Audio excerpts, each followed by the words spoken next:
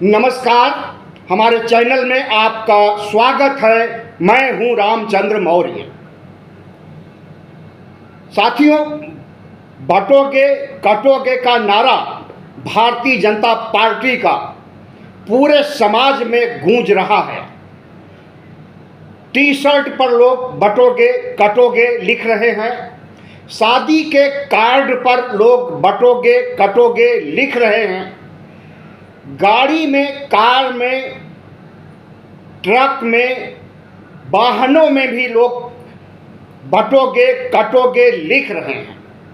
जाहिर है कि इस नफरती जहर को सार्वजनिक रूप से समाज में वैधता प्रदान करने की कोशिश की गई है भारतीय जनता पार्टी की ओर से। तो आज हम इसी विचारधारा पर कटाक्ष करेंगे, लेकिन उससे पहले हम अपनी बेटी रूपम मौर्य को याद करेंगे। आज उसका जन्मदिन है। 11 नवंबर 1998 को 3:50 पर पैदा हुई। बड़े लाडों से पाला पोसा बड़ा किया मैंने। Bachelor of fashion technology, national institute of fashion technology Delhi से इसे डिग्री दिलाया। और डिग्री दिलाने में कितनी बड़ी डिग्री होती है, कितना खर्च होता है, लेकिन मैंने कभी कोई समझौता नहीं किया इसकी पढ़ाई पर। पीएनबी से लोन लिया और पढ़ाया। लेकिन जब नौकरी का नंबर आया और नौकरी का ऑफर भी इसे मिल रहा था, जिस कंपनी में इसने इंटर्नशिप किया उसी कंपनी में, अमेरिका की कंपनी में इसे ऑफर मिल रहा था नौकरी के लिए। लेकिन दुर्भाग्य कहिए, कोरोना काल में लाखों मौतें हुई हैं, 50 लाख से ज़्यादा मौतें हुई हैं। उसी में एक हमारी बेटी भी है जो कि मेरठ मेडिकल कॉलेज में एडमिट किया था। वेंटिलेटर पर इसने अपने प्राण पखेरु इसके उड़ गए। आज इसका जन्मदिन है, इसलिए बहुत याद आ रही थी, इसलिए सोचा कि आपसे साझा कर लें तो थोड़ा से मन हल्का हो जाएगा। साथियों, भारतीय राजनीति कितने निचले और छिछले स्तर पर उतर आई है, और उस छिछले स्तर पर उतरी राजनीति को सामाजिक वैधता देने के लिए, जनमानस में विष भरने के लिए जिस तरह से भारतीय जनता पार्टी और आरएसएस काम कर रहा है, क्या इससे हमारी सियासत मजबूत होगी? क्या इससे हमारा समाज मजबूत होगा? मजबूत ही नहीं होगा, बल्कि हम समझते हैं कि ऐसी विचारधारा जब जनमानस में फैलेगी और तो आपराधिक मानसिकता हमारे समाज में और हमारे सियासत में बढ़ेगी। इसलिए ज़रूरी है कि ऐसी मानसिकता, आपराधिक मानसिकता जो आरएसएस और बीजेपी की है, इस पर चोट किया जाए और इस देश के नागरिकों, मतदाताओं को अलर्ट किया जाए, सतर्क किया जाए कि ऐसी विषैली विचारधारा से बचिए और सार्वजनिक रूप से इनका खंडन कीजिए। जिस तरह से प्रधानमंत्री नरेंद्र मोदी, मोहन भागवत, योगी आदित्यनाथ ने इन नारों को जन्म दिया। सबसे पहले मथुरा में बटोगे तो कटोगे का नारा योगी आदित्यनाथ ने दिया। उसके बाद प्रधानमंत्री नरेंद्र मोदी ने महाराष्ट्र में चुनाव प्रचार के दौरान कहा, जो बटेगा उसको बांटने वाले जश्न मनाएंगे। योगी की भाषा से थोड़ा हट कर, थोड़ा से सॉफ्ट होकर के उन्होंने वही बात कही जो योगी के कहने का भाव था।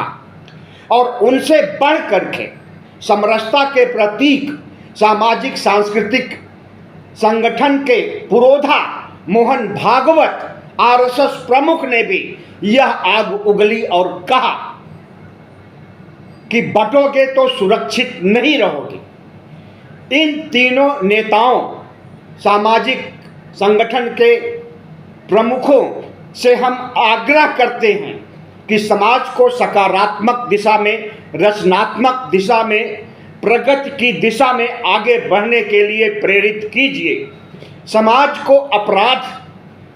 समाज की मानसिकता अपराधी बनाने का काम मत कीजिए। अगर ऐसा करोगे तो इस देश के 140 करोड़ लोग समझते हैं कि किस रास्ते पर चल करके इस देश का उत्थान होगा, हमारा उत्थान होगा, हमारी आने वाली पीढ़ी का उत्थान होगा। और जब उनके अंदर यह मानसिकता घर कर जाएगी कि प्रधानमंत्री नरेंद्र मोदी, मोहन भागवत और योगी हमें अपराधी बना रहे हैं, हमारी पीढ़ी को अपराधी बनाना चाहते हैं, तो इतना आपसे वह नफरत करेंगे। नफरत सिखाओगे तो नफरत ही करेंगे, और जब 98 करोड़ मतदाता नफरत करेंगे तो आपकी नफरत धरी की धरी रह जाएगी। और आपको जो आज प्रधानमंत्री के पद पर, मुख्यमंत्री के पद पर बैठे हुए हो, इससे कोसों दूर हो जाओगे।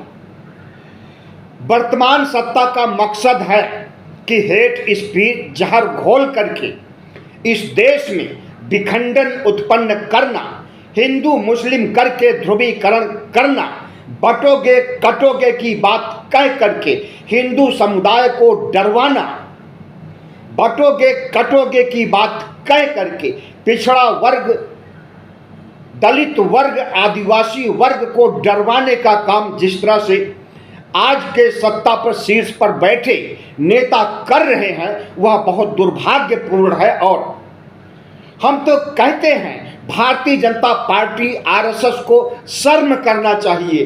बेशर्मी की हद पार कर चुके हैं और उन्हें इस देश के 98 करोड़ मतदाताओं से, 140 करोड़ नागरिकों से माफी मांगनी चाहिए। अगर माफी नहीं मांगेंगे तो यह देश की जनता अगर प्रधानमंत्री बना सकती है, मुख्यमंत्री बना सकती है, तो वह उतार भी सकती है।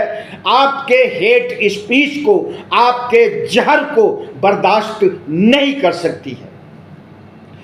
ओबीसी, एससी, एसटी की दुर्दशा आज से नहीं है।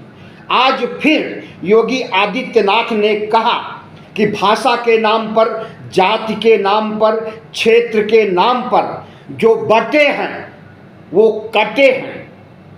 फिर से दोहराया उन्होंने आज। और बटेंगे तो जश्न मनाएंगे वे लोग जो बांट रहे हैं। नरेंद्र मोदी ने जो कहा था, ये सब चीजें पूरे सोशल मीडिया पर छाई हुई हैं और लग रहा है कि बटने कटने और नकारात्मक राजनीति करने, अपराधी मानसिकता फैलाने को नैतिकता के तराजू पर तौल रहे हैं और इसे अनैतिक नहीं बल्कि नैतिक कह रहे हैं। सोशल मीडिया पर आईटी सेल के लोग, भारतीय जनता पार्टी के नेता और भारतीय जनता पार्टी के शीर्ष नेता, आरएसएस के मानने वाले तमाम से प्रचारक और इस देश के हिंदू संगठनों के लोग। हमें लगता है कि खड़गे ने जो कहा बहुत सही कहा। खड़गे ने योगी आदित्यनाथ के जवाब में आज कहा कि पहले तो इन्होंने मनुस्मृति से बांटने और काटने का काम किया और अब 140 करोड़ लोगों को डायरेक्ट बांटना और काटना चाहते हैं। सनातन धर्म पर चोट, साधु सन्यासी पर चोट पहुंचाने की बात कही जा रही है भारतीय जनता पार्टी के द्वारा, क्योंकि खड़गे ने कहा कि योगी आदित्यनाथ साधु की वेशभूषा पहन करके, गेरुआ रंग का कपड़ा पहन करके, सिर में बाल न रख करके अगर राजनीति करना चाहते हैं तो यह गलत है। इन्हें सफ़ेद कपड़ों में आकर के राजनीति करनी चाहिए, सामान्य कपड़ों में राजनीति करनी चाहिए और मानसिकता इनकी स्वच्छ होनी चाहिए। अपराधी मानसिकता से राजनीति नहीं करनी चाहिए। इस पर इनके एक मंत्री ने कहा योगी आदित्यनाथ की कि ये सनातन को बांटना चाहते हैं। सनातन धर्म के साधु सन्यासी जो कि योगी की भूषा में भगवा धारण करते हैं, उनके ऊपर कटाक्ष कर रहे हैं, सनातन धर्म के ऊपर प्रहार कर रहे हैं। आरोप प्रत्यारोप का सिलसिला चुनाव के दौरान हर समय हुआ है, हर चुनाव में हुआ है, लेकिन जिस तरह से विषैली भाषा का इस्तेमाल इन विधानसभा चुनाव और उपचुनाव में किया जा रहा है, हमें लगता है कि इतनी कटुता, इतनी भाषा की मर्यादा लांघने का काम तो लोकसभा चुनाव 2024 में भी नहीं हुआ था। और वही लोग हैं जो मंगलसूत्र की बात करते थे, जो कहते थे विपक्ष को मुजरा करने वाली तवायफ कहते थे, भैंस खोल ले जाएंगे, मुसलमानों के ऊपर अटैक करते थे, उन्हें घुसपैठिया अधिक बच्चा पैदा करने वाला कहते थे। वही लोग आज फिर सक्रिय हो गए हैं और प्रधानमंत्री नरेंद्र मोदी अगर इनके सरगना हैं और देश को बांटने वाले नारे ईजाद करके उसे पूरे भारतीय जनमानस में मान्यता प्रदान करने, मान्यता दिलवाने की कोशिश कर रहे हैं, उसे जन जन तक पहुंचाने के लिए गाड़ियों में दर्ज कर रहे हैं, टी शर्ट पर लिख रहे हैं, यहाँ तक कि शादी की कार्डों पर भी चस्पा कर रहे हैं, तो ऐसे प्रधानमंत्री को, ऐसे आरएसएस को क्या कहा जाए कि इनकी आपराधिक मानसिकता का अब सामाजिकरण हो रहा है। लेकिन इस देश के ओबीसी, एससी, एसटी के लोग, इस देश के अंबेडकरवादी ऐसा कतई नहीं होने देंगे और इनकी हेट स्पीच के आधार पर, संविधान बचाने के आधार पर, मनुस्मृति लागू करने की मानसिकता भारतीय जनता पार्टी के आधार पर, हिंदू राष्ट्र बनाने की इनकी दृढ़ इच्छा शक्ति के आधार पर अब ओबीसी, एससी, एसटी जरूर बंट गया है। और बटा है तो वो कटेगा नहीं, बल्कि इन्हें बांटेगा, इन्हें सबक सिखाएगा, इनके वोट पर चोट करेगा और इन्हें राजनीति से संन्यास लेने के लिए बाध्य करेगा। पहनावे पर सवाल उठाना, अगर खड़गे ने पहनावे पर सवाल उठाया है योगी आदित्यनाथ की, हम समझते हैं कि वाजिब है। एक व्यक्ति जो कि सन्यासी की वेशभूषा धारण करता है और कटने, काटने, बटने, बांटने, मिट्टी में मिला देने, दफना देने जमीन के अंदर, इस तरह की बातें करता है और ठोक दूंगा की धमकी देता है, तो अपने प्रदेश में, अपने देश में इससे बड़ा गुनाह करने वाला शायद कोई नहीं हो सकता। हम कह रहे हैं कि अगर जिस तरह से कटोगे और बटोगे के आधार पर मानसिकता बनाई जा रही, अगर इस समय हिंदू मुस्लिम दंगा भड़क जाए और उसमें मौतें हों, कत्लेआम हों, तो उसके लिए किसे जिम्मेदार माना जाएगा? जाहिर है कि जो लोग इस तरह के नारे ईजाद किए हैं, योगी आदित्यनाथ, प्रधानमंत्री नरेंद्र मोदी, आरएसएस प्रमुख मोहन भागवत, यही लोग जिम्मेदार माने जाएंगे। लेकिन अब हमारे देश के मुसलमानों में प्रतिक्रियावादी नीति नहीं रह गई है। बर्दाश्त करने, संयम में रहने और संयम से ओट पर चोट करके इन्हें चोट पहुंचाने का काम करते हैं और चुप रहते हैं। और अगर वह भी कटने और बांटने की बात करे तो निश्चित है कि दंगा भड़क जाएगा। और ऐसा पिछले दिनों हुआ भी है, जब दुर्गा की मूर्ति को विसर्जित करते समय ले जाने के लिए बहराइच में दंगा हुआ और उन दंगाइयों ने किस तरह से मुस्लिम बस्ती में हेट स्पीच दिए, माँ बहन के गाने, माँ बहन की गालियों वाले गाने चलाए और उसके बाद दंगा हुआ, लूटपाट हुई, घर जलाए गए, आगजनी हुई। तो भारतीय जनता पार्टी और आरएसएस का जन्म ही आपराधिक मानसिकता से होता है। आरएसएस सिर्फ विजयदशमी के दिन नहीं, आए दिन अस्त्र शस्त्र की पूजा करता है। गांधी की हत्या से लेकर बहराइच दंगे तक पता नहीं कितने सैकड़ों दंगे आरएसएस ने आयोजित किए और उसमें आपराधिक मानसिकता का परिचय देते हुए मुसलमानों को खत्म करने का काम किया है। और जिस तरह से भारतीय जनता पार्टी की सरकार जो पिछले 10 साढ़े 10 सालों से काम कर रही है, वह मुसलमानों के खिलाफ ही काम कर रही है। कभी CAA NRC ला करके मुसलमानों को देश से भगाने की कोशिश की जाती है, या भगा नहीं सकेंगे तो उनकी नागरिकता खत्म करने की चाल चली गई, लेकिन वह चाल भी कामयाब नहीं हुई और इनका CAA NRC आज ठंडे बस्ते में पड़ा हुआ है। हिंदू संगठनों के द्वारा हरिद्वार धर्म संसद में किस तरह से मुसलमानों के खिलाफ नरसंहार करने की बात करवाई गई थी, किस तरह से देश में हिंदू राष्ट्र बनाने के लिए कसमें खाई गई है।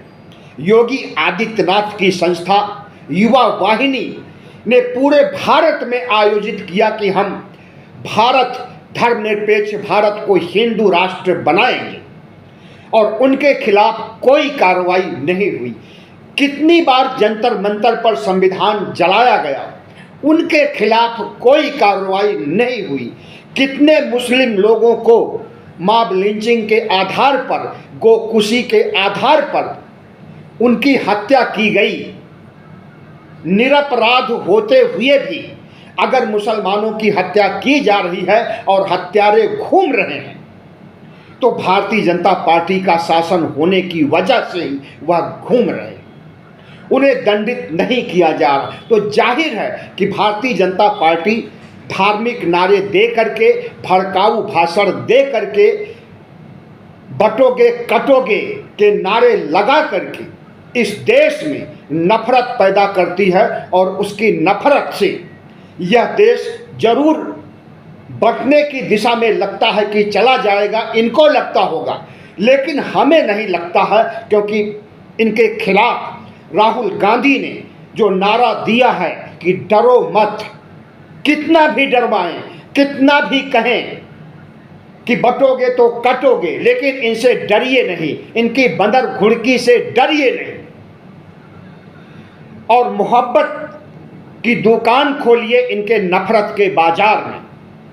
जिस तरह से राहुल गांधी ने अभय मुद्रा का संदेश दिया है, वह इनके बटोगे कटोगे के नारे के खिलाफ है, और इनके बटोगे कटोगे नारे से जो प्रतिध्वनि निकलती है उसे खत्म करने, इनके बटोगे कटोगे के संदेश को जड़ मूल खत्म करने के लिए अगर राहुल गांधी संविधान का मुद्दा उठा रहे हैं और अपने नफरत के बाजार में मोहब्बत की दुकान खोलने की बात कर रहे हैं, डरो मत की बात कह रहे हैं, तो शायद इसी से हमारा देश, हमारा समाज बचा हुआ है और आगे भी बचेगा। अगर भारतीय जनता पार्टी की चले, अगर आरएसएस की चले, तो इस देश में सिर्फ हिंदू रहेंगे। बाकी धर्मों के लोग नदारत ये चाहते हैं कि मुसलमानों को मुसलमानों के देश में पाकिस्तान, बांग्लादेश, अफगानिस्तान, सऊदी अरब भेज दिया जाए और वहाँ के सभी हिंदुओं को भारत में बुलाया जाए, क्योंकि इन्हें हिंदू राष्ट्र बनाना है और हिंदू राष्ट्र में एक भी मुस्लिम नहीं रह सकता है। इनकी यही मानसिकता है। एक भी बुद्धिस्ट नहीं रह सकता है, एक भी ईसाई नहीं रह सकता है, एक भी पादरी नहीं रह सकता है। लेकिन यह इनका दीवा स्वप्न है। दिन में सपने देख रहे हैं, दिन में आसमान के तारे गिन रहे हैं, दिन में कल्पना कर रहे हैं, और जो कल्पना कर रहे हैं यह कभी साकार होने वाला नहीं है। यह देश साझा संस्कृति, साझा धर्म, सर्वधर्म संभाव, वसुधैव कुटुंबकम की भावना से ओतप्रोत होकर के चल रहा है और आगे भी चलेगा। कितने भी योगी आदित्यनाथ आ जाएं, कितने भी नरेंद्र मोदी आ जाएं, कितने भी मोहन भागवत आ जाएं, इस देश को बांट और काट नहीं सकती।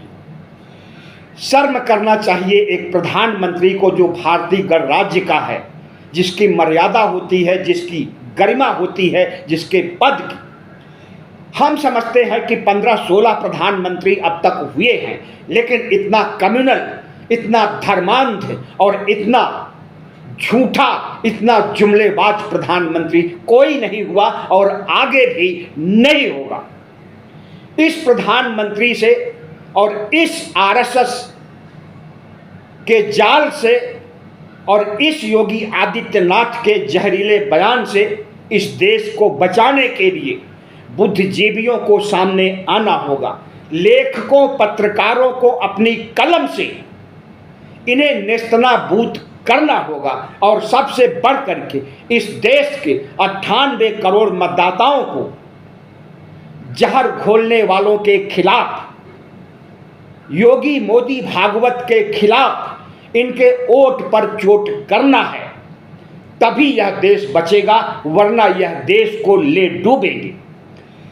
जिस तरह से प्रधानमंत्री नरेंद्र मोदी कभी शमशान कब्रिस्तान की बात करते हैं, कभी ईद और होली में बिजली की बात करते हैं, और कभी मुसलमानों को कार के नीचे कुचले जाने वाले पिल्ले कह करके संबोधित करते हैं, और कभी बटोगे तो कटोगे कह करके इस देश की एकता को विखंडित करने का काम करते हैं, तो ऐसा आदमी भारतीय प्रजातंत्र में प्रधानमंत्री पद पर रहने के काबिल नहीं है। योगी आदित्यनाथ जैसा विषैला और जहर घोलने वाला व्यक्ति भी इस देश का मुख्यमंत्री बनने लायक नहीं है।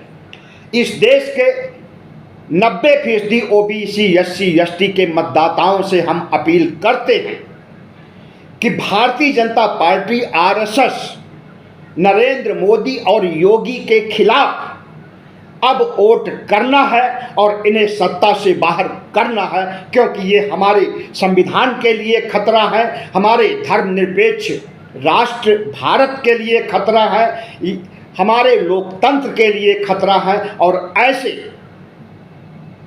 सांप्रदायिक विध्वंसकारी लोगों से हमें देश बचाना है। बहुत बहुत धन्यवाद। हमारे चैनल को सब्सक्राइब कीजिएगा, लाइक कीजिएगा और शेयर कीजिएगा।